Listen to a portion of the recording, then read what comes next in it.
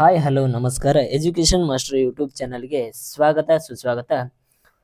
ಇವತ್ತಿನ ಕ್ಲಾಸ್ ಒಳಗೆ ಏನು ನೋಡ್ರ ಕೆಸೆಟ್ 2025 ಕ್ವಶನ್ ಪೇಪರ್ ನೋಡ್ರಿ. ಅದು ಯಾವ್ದಾರ ಎಕನಾಮಿಕ್ಸ್ ರೀ.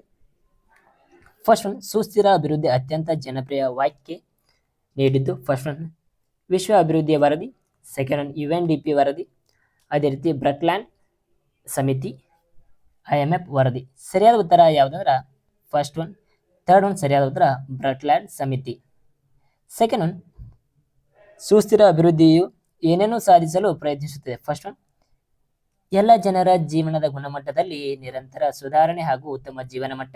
ಸೆಕೆಂಡ್ ಒನ್, ತೀವ್ರದ ಔದ್ಯಮೀಕರಣ. ಥರ್ಡ್ ಒನ್, ಲಭ್ಯವಿರುವ ನೈಸರ್ಗಿಕ ಸಂಪನ್ಮೂಲಗಳ ಬಳಕೆ. ಫೋರ್ತ್ ಒನ್, ಉದ್ಯೋಗಾವಕಾಶಗಳ ಗರಿಷ್ಠಗೊಳಿಸುವುದು. ಸರಿಯಾದ ಉತ್ತರ ಅಂದ್ರೆ ಫಸ್ಟ್ ಒನ್ ಸರಿಯಾದ ಉತ್ತರ. ಅದೇ ತದನಂತರ ಮೂರನೇ ಪ್ರಶ್ನೆ, ಈ ಕೆಳಗಿನವುಗಳಲ್ಲಿ ಯಾವುದು ಪ್ರವಾಸೋದ್ಯಮ ಉತ್ತೇಜನದಿಂದ ಉದ್ಭವಿಸಬಹುದಾದ ಋಣಾತ್ಮಕ ಬಾಧ್ಯತೆ ಅಲ್ಲ. ಫಸ್ಟ್ ಒನ್, ಹೆಚ್ಚಿನ ಉದ್ಯೋಗಾವಕಾಶಗಳು. ಸೆಕೆಂಡ್, ಪರಿಸರ ಮತ್ತು ಜೀವ ವೈವಿಧ್ಯತೆಯ ಮೇಲೆ ವ್ಯತಿರಿಕ್ತ ಪರಿಣಾಮ. ಥರ್ಡ್ ಒನ್, ನೆರೆಹೊರೆಯ ಪ್ರದೇಶಗಳಲ್ಲಿ ನೈಸರ್ಗಿಕ ಸಂಪನ್ಮೂಲಗಳ ಬರಿದಾಗುವಿಕೆ. ಅದೇ ರೀತಿ ಫೋರ್ತ್ ಒನ್, ಅಂತಿಮವಾಗಿ ಪ್ರವಾಸೋದ್ಯಮದ ಸುಸ್ಥಿರತೆಯನ್ನು ಬಾಧಿಸುವಂತಹ ಪರಿಸರ ಮಾಲಿನ್ಯ. ಸರಿಯಾದ ಉತ್ತರ ಮೂರನೇ ಪ್ರಶ್ನೆಗೆ ಸರಿಯಾದ ಉತ್ತರ ಫಸ್ಟ್ ಒನ್, ಹೆಚ್ಚಿನ ಉದ್ಯೋಗಾವಕಾಶಗಳು ಸರಿಯಾದ ಉತ್ತರ. ಫೋರ್ತ್ ಒನ್, ಕೆಳಗಿನ ಪಟ್ಟಿ 1 ಮತ್ತು ಪಟ್ಟಿ 2 ನಿಯಮದ ಹೊಂದಿನಂತೆ ಏನ್ ಮಾಡ್ಬೇಕಂದ್ರೆ ಹೊಂದಿಸಿ ಬರೆಯಿರಿ. ಪಟ್ಟಿ 1 ಮತ್ತು ಪಟ್ಟಿ 2 ನಿಯಮದಂತೆ ಎ, ಜನಸಂಖ್ಯಾ ಸ್ಥಿತ್ಯಂತರ ಸಿದ್ಧಾಂತ. ಬಿ, ಧಾರಣ ಸಾಮರ್ಥ್ಯ ಸಿದ್ಧಾಂತ. ಸಿ, ಜನಸಂಖ್ಯಾ ಶೂನ್ಯ ಬೆಳವಣಿಗೆ ಸಿದ್ಧಾಂತ. ಡಿ, ಜನಸಂಖ್ಯಾ ಆದರ್ಶ ಬೆಳವಣಿಗೆ ಸಿದ್ಧಾಂತ. ಪಟ್ಟಿ 2 ಥಾಮಸ್ ಮಾಲ್ಥಸ್. Second, ವ್ಯಾರನ್ Thompson. ಅದೇ ರೀತಿ third one Edwin Cannan. Fourth one Davis. ಇದ್ರೊಳಗೆ ಸರಿಯಾದ ಉತ್ತರ ಯಾವ್ದಾಗ್ತದೆ? ಫೋರ್ತ್ ಒನ್ ಸರಿಯಾದ ಉತ್ತರ ಆಗ್ತದ. ಯಾವುದಂದ್ರ ಜನಸಂಖ್ಯೆ ಸ್ಥಿತ್ಯಂತರ ಸಿದ್ಧಾಂತ ಯಾವ್ದ ವಾರನ್ ಹಾಕದ್ರಿ. ಅದೇ ರೀತಿ ಸೆಕೆಂಡ್ ಒನ್ ಫಸ್ಟ್ ಒನ್ ಮಾಲ್ಥಸ್ ಅವ್ರದ್ದು ಹಾಕದ್ರಿ. ಜನಸಂಖ್ಯೆಯ ಶೂನ್ಯದ ಬೆಳವಣಿಗೆ ಸಿದ್ಧಾಂತ ಯಾವ್ದು ಹಾಕಂದ್ರ ಫೋರ್ತ್ ಒನ್ ಡೇವಿಡ್ ಹಾಕದ್ರಿ. ಜನಸಂಖ್ಯೆ ಆದರ್ಶ ಬೆಳವಣಿಗೆ ಎಡ್ವಿನ್ ಕ್ಯಾನನ್ ಹಾಕದ್ರಿ. ಫಿಫ್ತ್ ಒನ್ ಕ್ವಶನ್, ಭಾರತದ ಸರ್ಕಾರದ 2024-25 ಸಾಲಿನ ಆಯವ್ಯಯದಲ್ಲಿ ಹವಾಮಾನ ಬದಲಾವಣೆಗೆ ಒಗ್ಗಿಕೊಳ್ಳುವಂತಹ ಮೂಲಭೂತ ಸೌಕರ್ಯ ಅಭಿವೃದ್ಧಿಪಡಿಸಲು ಯಾವ ಉಪಕರಣವನ್ನು ಪರಿಚಯಿಸಲಾಯಿತು. ಫಸ್ಟ್ ಒನ್, ಪರಿಸರದ ರೇಟಿಂಗ್ ವ್ಯವಸ್ಥೆ. ಸೆಕೆಂಡ್ ಒನ್, ಹವಾಮಾನ ಹಣಕಾಸಿನ ವರ್ಗೀಕರಣ. ಥರ್ಡ್ ಒನ್, ರಾಷ್ಟ್ರೀಯ ಶುದ್ಧ ಇಂಧನದ ನಿಧಿ. ಅದೇ ರೀತಿ ಫೋರ್ತ್ ಒನ್, ಹಸಿರು ಹಣಕಾಸಿನ ಸಂಸ್ಥೆ. ಸರಿಯಾದ ಉತ್ತರ 2, ಹವಾಮಾನ ಹಣಕಾಸಿನ ವರ್ಗೀಕರಣ. ಅದೇ ರೀತಿ ಇಂಗ್ಲಿಷ್ ವರ್ಷನ್ ಕೊಡದ್ರಿ, ನೀವು ನೋಡ್ಕೋಬಹುದ್ರಿ ಸರಿಯಾದ ಉತ್ತರನ. ಅದೇ ರೀತಿ 6 ಒನ್ ಪ್ರಶ್ನೆ, ಜನಸಂಖ್ಯಾ ಪಿರಮಿಡ್ ಒಂದು ದೇಶದ ಜನಸಂಖ್ಯೆಯನ್ನು ಡ್ಯಾಶ್ ತೋರಿಸುತ್ತದೆ. ಎ, ಗಾತ್ರ. ಸೆಕೆಂಡ್ ಒನ್, ವಯೋಮಾನ ರಚನೆಯನ್ನು. ಅದೇ ರೀತಿ ಥರ್ಡ್ ಒನ್, ಲಿಂಗ ಮತ್ತು ವಯೋಮಾನದ ರಚನೆಯನ್ನು. ಅದೇ ರೀತಿ ಫೋರ್ತ್ ಒನ್, ಯುವ ಜನಸಂಖ್ಯೆಯನ್ನು. ಸರಿಯಾದ ಉತ್ತರ ಯಾವ್ದಾಗ್ತಾರ? ಥರ್ಡ್ ಒನ್ ಹಾಕಿದ್ರೆ ಜನಸಂಖ್ಯಾ ಪಿರಾಮಿಡ್ ಒಂದು ದೇಶದ ಜನಸಂಖ್ಯೆ, ಲಿಂಗ ಮತ್ತು ವಯೋಮಾನದ ರಚನೆಯನ್ನು ತೋರಿಸುತ್ತದೆ. ಅದೇ ರೀತಿ 7ನೆಯ ಪ್ರಶ್ನೆ, ಟ್ರಾನ್ಸಿಟಿ ಆಫ್ ದಿ ಕಾಮನ್ಸ್ ಎಂಬ ಪದ ಗುಚ್ಛವನ್ನು ಹೆಸರಿದವರು ಯಾರು. First one Alfred Marshall. Second one Arthur Pigou. ಅದೇ ರೀತಿ third one Garrity Hadden. Fourth one Falls Ellis. ಸರಿಯಾದ ಉತ್ತರ ಯಾವುದಂದ್ರ ಗ್ಯಾರಿಟಿ ಹ್ಯಾಡಿನ್ ಅವರ ಅಕ್ಕರ್ರಿ. 8ನೇ ಪ್ರಶ್ನೆ, ಮಹಿಳೆಯರ ಶಿಕ್ಷಣದ ಸುಧಾರಣೆಯಿಂದಾಗಿ ಸಾಮಾನ್ಯವಾಗಿ ನಿರೀಕ್ಷಿಸುವುದೇನೆಂದರೆ. ಫಸ್ಟ್ ಒನ್, ಮಹಿಳೆಯರು ಕೆಲಸ ಭಾಗವಹಿಸುವಿಕೆಯನ್ನು ಹೆಚ್ಚಿಸುವುದು. ಸೆಕೆಂಡ್ ಒನ್, ಮಕ್ಕಳನ್ನು ಬೆಳೆಸುವ ವೆಚ್ಚದಲ್ಲಿ ಕಡಿಮೆ ಮಾಡುವಿಕೆ. ಥರ್ಡ್ ಒನ್, ಫಲವತ್ತತೆಯನ್ನು ಇಳಿಸುವುದು. ಫೋರ್ತ್ ಒನ್, ಮಹಿಳಾ ಸಬಲೀಕರಣ ಫಲಿತಾಂಶ. ಎ, ಎಲ್ಲವೂ ಸರಿ. ಸೆಕೆಂಡ್ ಒನ್, ಕೇವಲ 1, 2 ಮತ್ತು 3 ಸರಿ. ಥರ್ಡ್, ಕೆಲವು 2, 3 ಮತ್ತು 4 ಸರಿ. ಫೋರ್ತ್ ಒನ್, ಕೇವಲ 1, 3 ಮತ್ತು 4 ಸರಿ. ಸರಿಯಾದ ಉತ್ತರ ಯಾವುದಂದ್ರ ಫಸ್ಟ್ ಒನ್, ಎಲ್ಲವೂ ಸರಿ ಎಂಬ ನಿಯಮ ಇಲ್ಲಿ ತಿಳಿಸಬಹುದ್ರಿ. ಯಾಕಂದ್ರೆ first one second one third one fourth one 4 ನಿಯಮಗಳನ್ನ ಇಲ್ಲಿ ಸರಿಯಾದ ಉತ್ತರ ಆಗೈತಿ ಎಂಬುದನ್ನ ತಿಳಿಬಹುದ್ರಿ. ಅದೇ ರೀತಿ 9ನೆಯ ಪ್ರಶ್ನೆ, ಜನಸಂಖ್ಯಾಕ ಲಾಭಾಂಶವನ್ನು ಹೀಗೆ ವಿವರಿಸಬಹುದು. ಫಸ್ಟ್ ಒನ್, ಲಿಂಗಾನುಪಾತದಲ್ಲಿ ಹೆಚ್ಚಳ. ಸೆಕೆಂಡ್ ಒನ್, ಒಂದು ದೇಶದ ನಿರೀಕ್ಷಿತ ಜೀವಿತಾವಧಿ ಹೆಚ್ಚಳ. ಥರ್ಡ್ ಒನ್ ದುಡಿಯುವ ವಯೋಮಾನದ ಜನಸಂಖ್ಯಾ ಪಾಲಿನಲ್ಲಿ ಹೆಚ್ಚಳ. ಅದೇ ರೀತಿ ಫೋರ್ತ್ ಒನ್ ದೇಶದ ಮಾನವ ಬಂಡವಾಳದಲ್ಲಿ ಒಟ್ಟು ಏರಿಕೆ.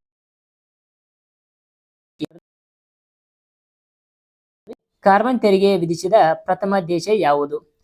First one Finland, second one Germany, third one Norway, fourth one France. ಸರಿಯಾದ ಫಿನ್ಲ್ಯಾಂಡ್ ಎಂಬ ನಿಯಮ ಸರಿಯಾದ ಉತ್ತರ. 11ನೆಯ ಪ್ರಶ್ನೆ, ಈ ಕೆಳಗಿನವುಗಳಲ್ಲಿ ಯಾವುವು PPP ಮೂಲಕ ಮೂಲಭೂತ ಸೌಕರ್ಯ ಅಭಿವೃದ್ಧಿಯನ್ನು ಉದಾಹರಣೆಗಳಾಗಿವೆ?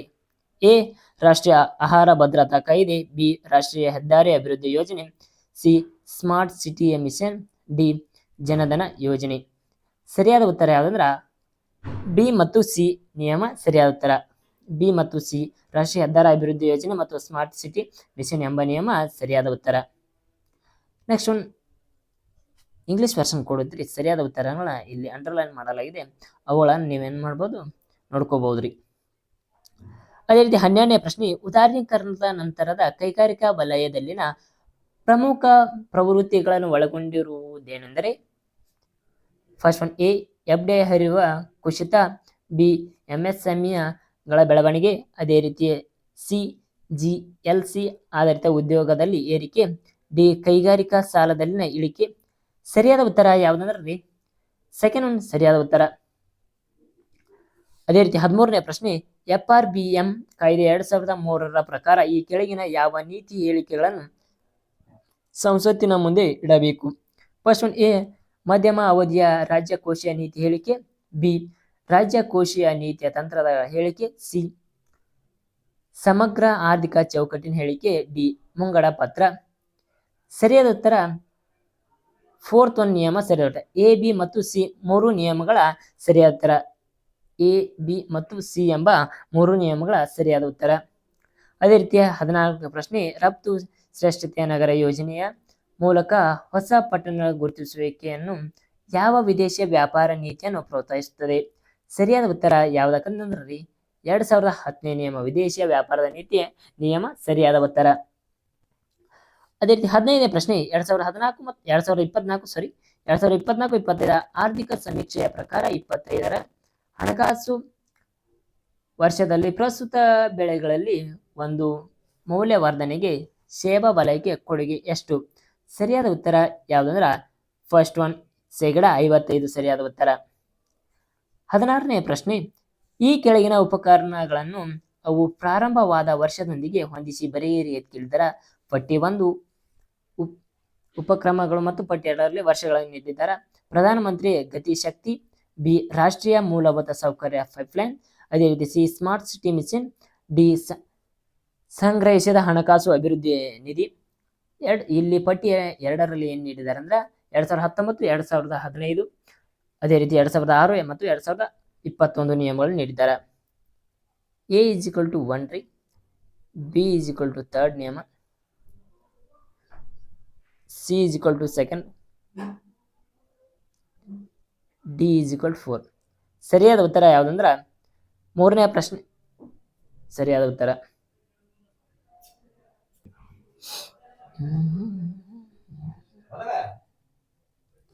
ನೆಕ್ಸ್ಟ್ 17ನೇ ಪ್ರಶ್ನೆ, ಈ ಕೆಳಗಿನ ಯೋಜನೆಗಳನ್ನು ಗ್ರಾಮೀಣ ಅಭಿವೃದ್ಧಿಯಲ್ಲಿ ಅವುಗಳ ಕೇಂದ್ರಿತ ಅಂಶಗಳೊಂದಿಗೆ ಹೊಂದಿಸಿ ಬರೆಯಿರಿ.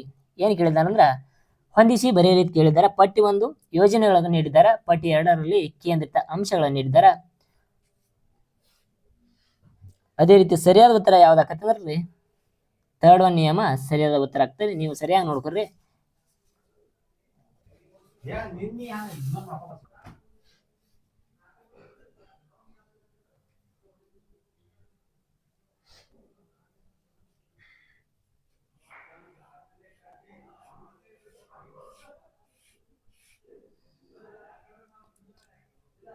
ಹದಿನೆಂಟನೇ ಪ್ರಶ್ನೆ, MG ನರೇಗಾನಲ್ಲಿ ಸೋರಿಕೆಯನ್ನು ನಿರ್ವಹಿಸಲು ಈ ಕೆಳಗಿನವುಗಳಲ್ಲಿ ಯಾವುವು ಪ್ರಮುಖ ಸುಧಾರಣೆಗಳಾಗಿವೆ? ಫಸ್ಟ್ ಒನ್ ಎ ಕಾಮಗಾರಿಗಳ ಜಿಯೋ ಟ್ಯಾಗಿಂಗ್, ಅದೇ ರೀತಿಯ ಬಿ ಆಧಾರ ಆಧಾರಿತ ಪಾವತಿಯ ವ್ಯವಸ್ಥೆ, ಸಿ ಆಧಾರಿತ ಕೂಲಿ ವಿತರಣೆ, ಡಿ ಹಣದ ವರ್ಗಾವಣೆಯ ಬ್ಲಾಕ್ ಚೈನ್ ಬಳಕೆ.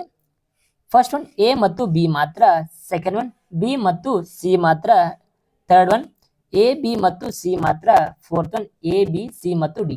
ಸರಿಯಾದ ಉತ್ತರ ಯಾವ್ದ್ರ ಎರಡನೇದು ಹಾಕತ್ರಿ, ಯಾವ್ದಾರ ಬಿ ಮತ್ತು ಸಿ ಮಾತ್ರ. ಈ ನಿಯಮ ಸರಿಯಾದ ಉತ್ತರವಾಗಿದೆ. 18ನೇ ಪ್ರಶ್ನೆಗೆ ಸೆಕೆಂಡ್ ಒನ್ ಆಗಿದೆ. ಅದೇ ರೀತಿ ಮುಂದಿನ ಪ್ರಶ್ನೆ 19ನೇ ಪ್ರಶ್ನೆ, ಸ್ವಚ್ಛ ಭಾರತ್ ಮಿಷನ್ ಅರ್ಬನ್ 2.0ಗೆ ಸಂಬಂಧಿಸಿದಂತೆ ಈ ಕೆಳಗಿನ ಯಾವ ಹೇಳಿಕೆಗಳನ್ನು ಸರಿಯಾಗಿವೆ ಎಂಬುದನ್ನು ತಿಳಿಸಿರಿ ಅಂತ ಹೇಳಿದ್ದಾರೆ.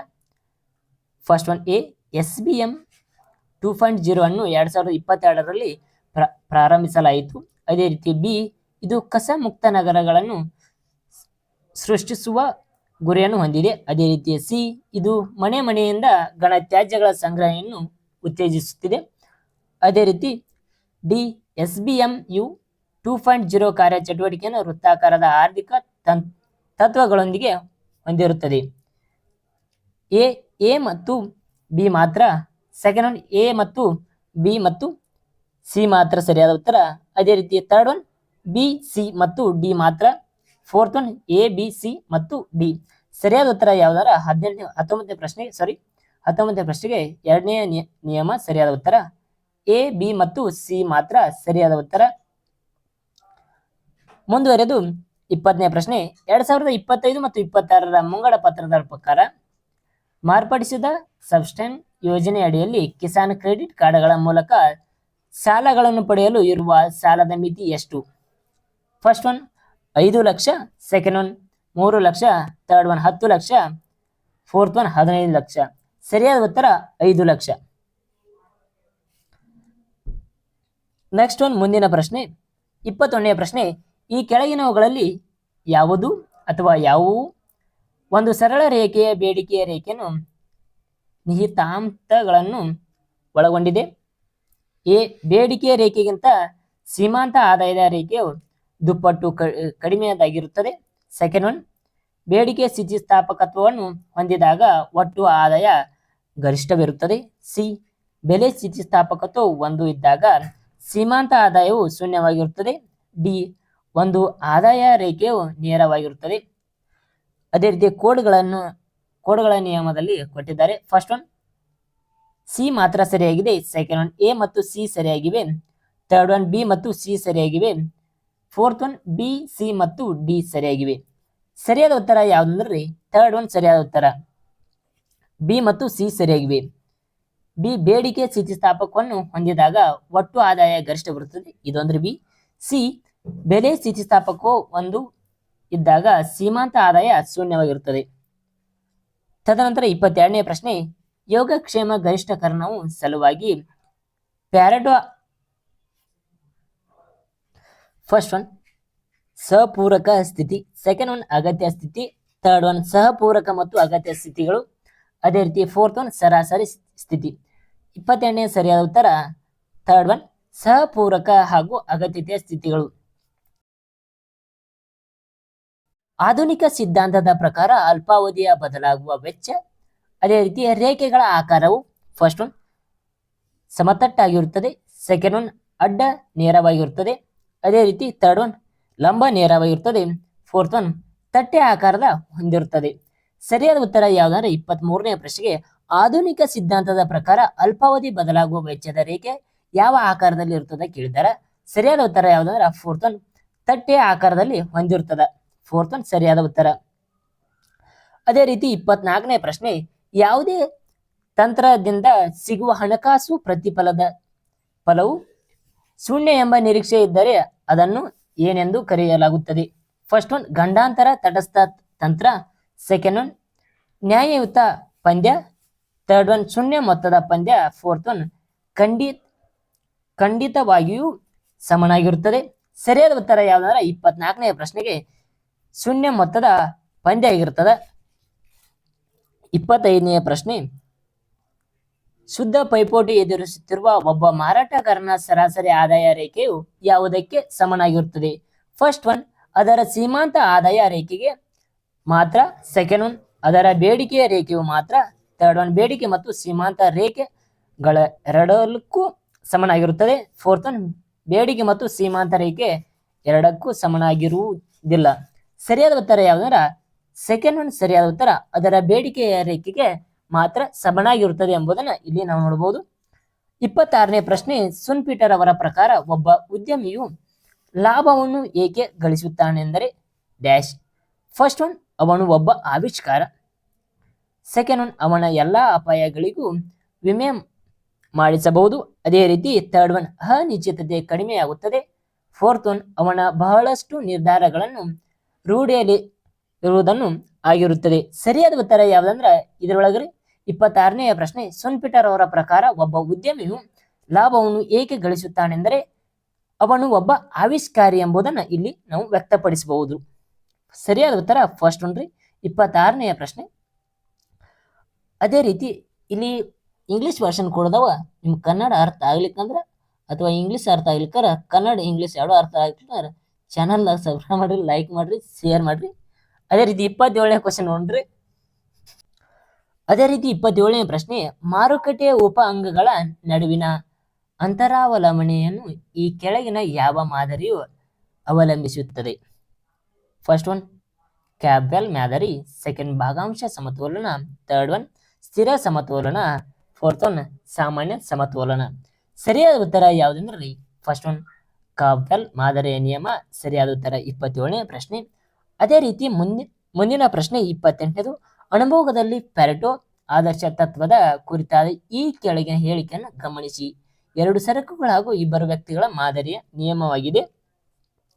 ಅದೇ ರೀತಿ ಎ ಎಡ್ಜ್ವರ್ತ್ ಪೆಟ್ಟಿಗೆಯಲ್ಲಿರುವ ಪ್ರತಿಯೊಂದು ಬಿಂಬವು 6 ಚಲಕಗಳನ್ನು ಬಿಂಬಿಸುತ್ತದೆ. ಫಸ್ಟ್ ಒನ್ ಕ್ಯಾಟ್ರಾಕ್ ರೇಖೆಯ ಮೇಲಿನ ಪ್ರತಿಯೊಂದು ಬಿಂಬವು ಪ್ಯಾರೆಟೋ ಆರ್ಥಿಕತೆಯ ವಿತರಣೆಯನ್ನು ತೋರಿಸುತ್ತದೆ. ಕ್ಯಾಟ್ರಾಕ್ಟ್ ರೇಖೆಯ ಮೇಲಿನ ಪ್ರತಿಯೊಂದು ಬಿಂದುವು ಅನುಭೋಗದಲ್ಲಿನ ಸಾಮಾನ್ಯ ಸಮತೋಲನವನ್ನು ತೋರಿಸುತ್ತದೆ. ಈ ಮೇಲಿನವುಗಳಲ್ಲಿ ಯಾವ ಹೇಳಿಕೆ ಸರಿಯಾಗಿವೆ? ಫಸ್ಟ್ ಒನ್ ಎ, ಬಿ ಮತ್ತು ಸಿ. ಸೆಕೆಂಡ್ ಒನ್ ಎ ಮತ್ತು ಬಿ ಮಾತ್ರ. ಥರ್ಡ್ ಒನ್ ಬಿ ಮತ್ತು ಸಿ ಮಾತ್ರ. ಫೋರ್ತ್ ಒನ್ ಎ ಮತ್ತು ಸಿ ಮಾತ್ರ. ಸರಿಯಾದ ಉತ್ತರ 28ನೇ ಪ್ರಶ್ನೆಗೆ ಸರಿಯಾದ ಉತ್ತರ ಯಾವಂದ್ರ ಥರ್ಡ್ ಒನ್ ಬಿ ಮತ್ತು ಸಿ ಮಾತ್ರ ನಿಯಮಗಳ ಸರಿಯಾದ ಉತ್ತರ. ನೆಕ್ಸ್ಟ್ ಒನ್ 29ನೇ ಪ್ರಶ್ನೆ ಕೆಳಗಿನ ಹೇಳಿಕೆಗಳನ್ನು ಪರಿಶೀಲಿಸಿ ಸರಿಯಾದ ಉತ್ತರಗಳನ್ನು ಆಯ್ಕೆ ಮಾಡಿರಿ ಎಂಬುದನ್ನ ಇಲ್ಲಿ ತಿಳಿಸಿದ್ದಾರೆ. ಅದೇ ರೀತಿ ಹೇಳಿಕೆ ಅಲ್ಪಾವಧಿಯ ಸರಾಸರಿಯ ಸ್ಥಿರ ವೆಚ್ಚ ರೇಖೆಯು ಕೆಳಮುಖ ಇಳಿಜಾರನ್ನು ಹೊಂದಿರುವ ರೇಖೆಯಾಗಿರುತ್ತದೆ.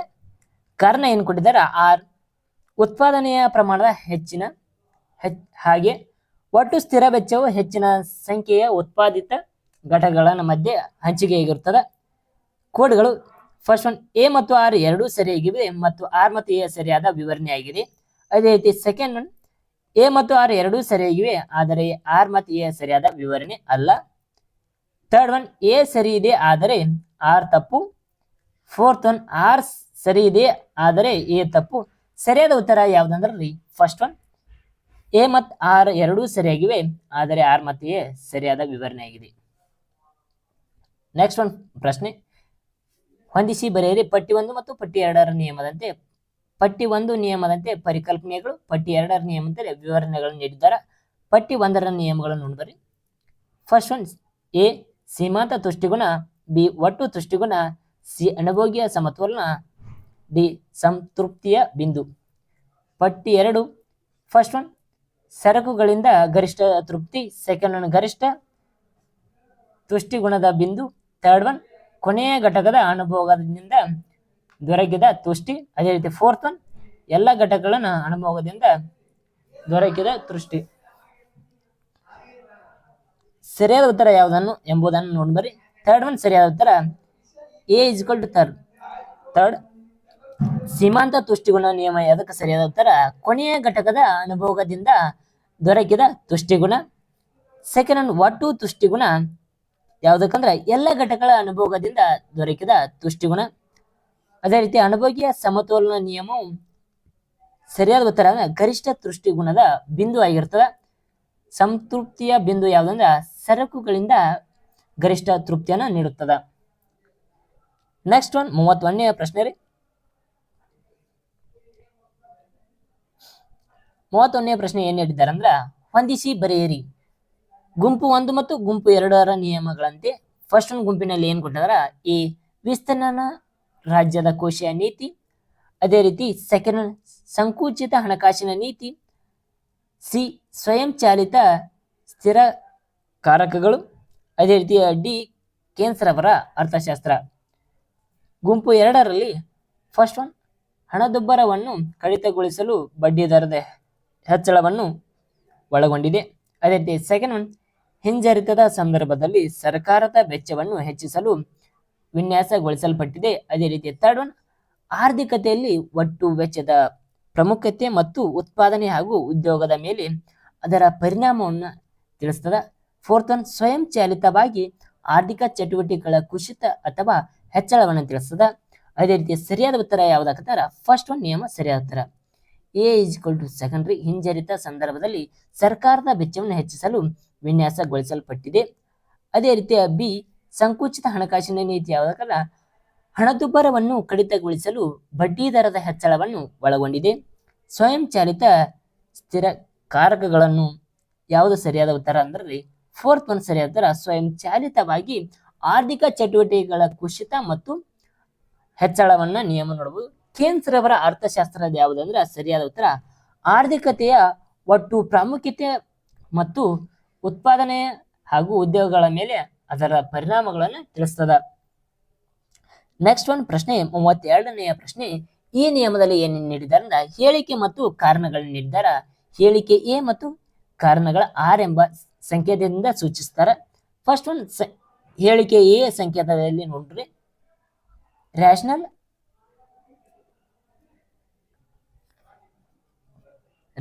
ಎಕ್ಸ್ಪೆಕ್ಟೇಷನ್ ಪ್ರಾಕಲ್ಪನೆಗಳನ್ನು ಭವಿಷ್ಯದ ಘಟನೆಯನ್ನು ಅಂದಾಜು ಮಾಡಲು ಆರ್ಥಿಕ ಏಜೆಂಟರು ಸಂಪೂರ್ಣ ಮತ್ತು ನಿಖರತೆಯ ಮಾಹಿತಿಯನ್ನು ಹೊಂದಿರುವವರು ಎಂಬ ಮೂಲಕ ಆಧಾರದ ಮೇಲೆ ಅಭಿವೃದ್ಧಿಪಡಿಸಲಾಗಿದೆ. ಅದೇ ರೀತಿ ಕಾರಣ ಆರ್ ಎಂಬ ನಿಯಮ ದತ್ತಾಂಶ ಸಂಗ್ರಹಣೆ ಮತ್ತು ವಿಶ್ಲೇಷಣೆಗಾಗಿ ಘಟನೆ.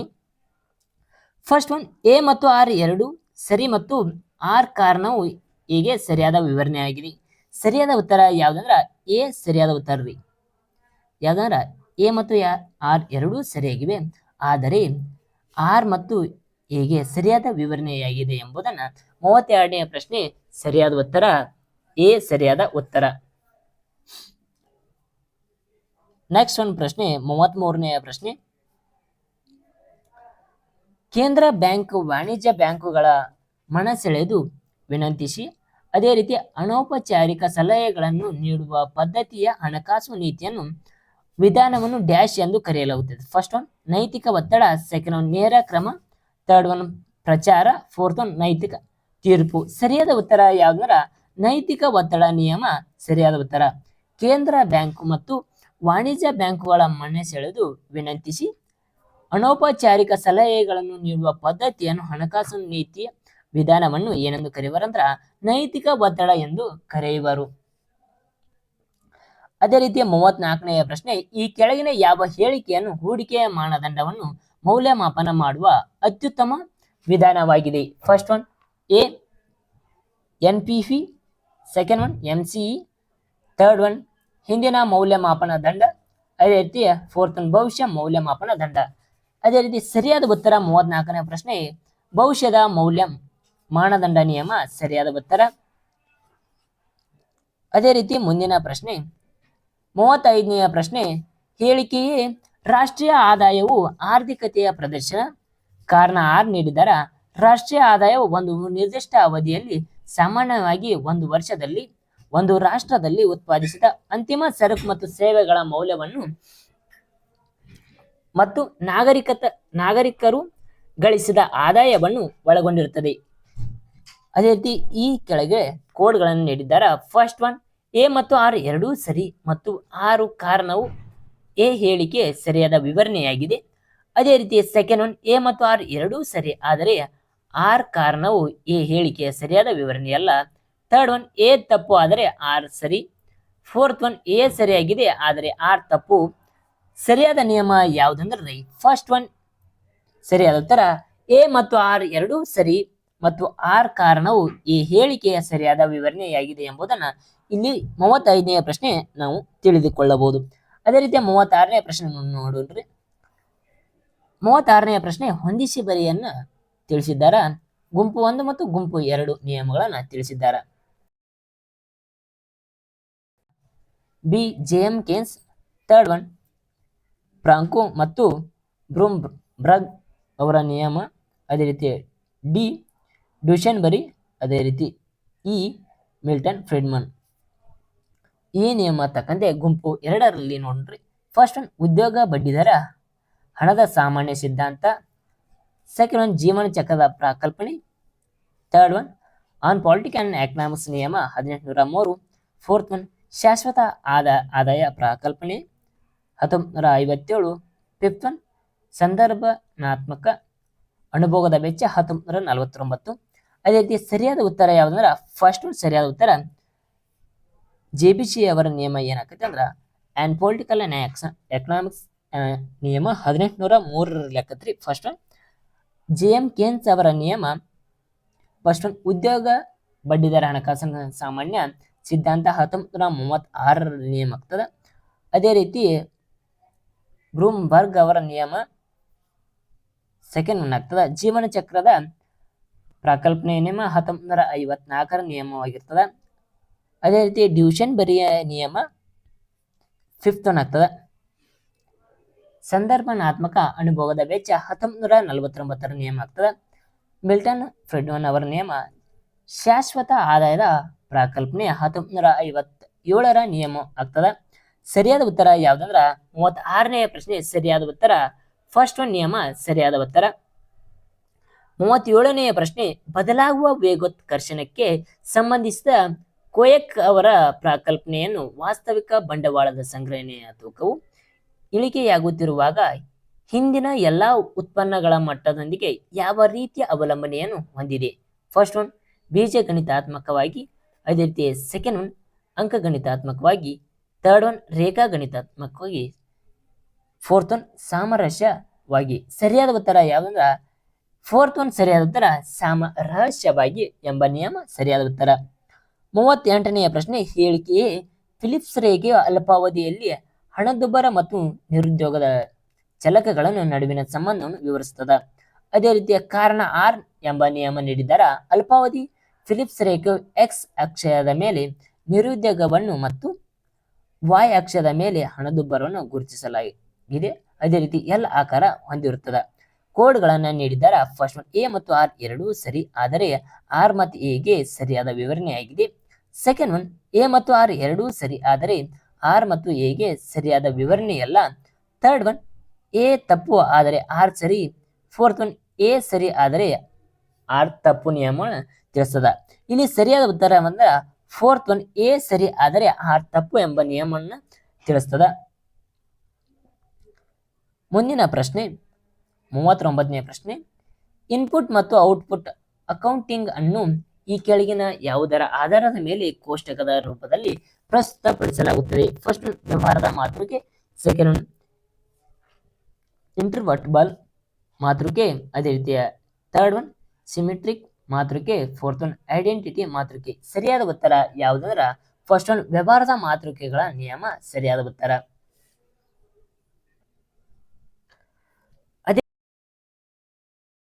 ಹೇಳಿಕೆಗಳನ್ನು ಸಾಂಪ್ರದಾಯಿಕ ಉದ್ಯೋಗದ ಸಿದ್ಧಾಂತ ಊಹೆಗಳಾಗಿದ್ದು ಸರಿಯಾದ ಹೇಳಿಕೆಗಳನ್ನು ಗುರುತಿಸಿರಿ.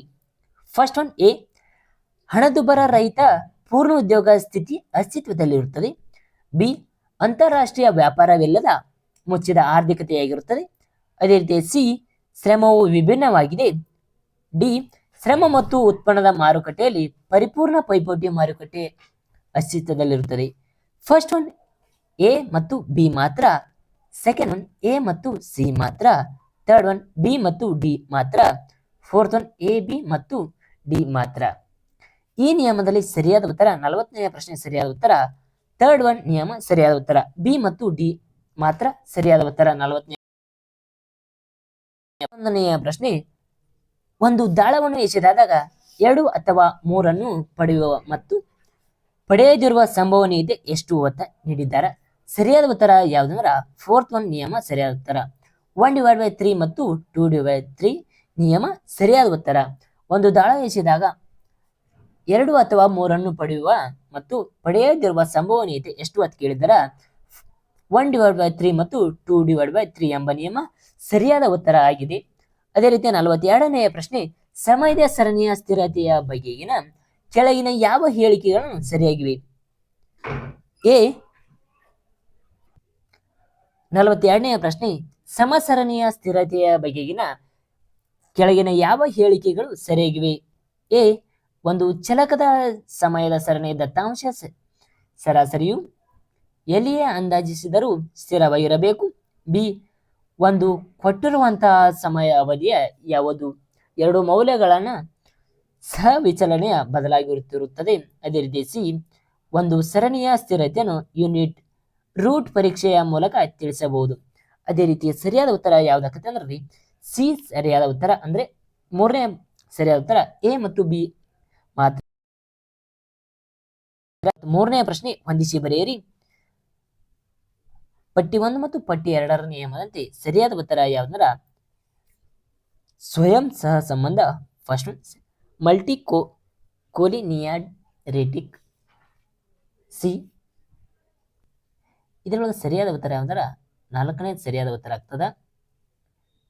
A is equal to secondary,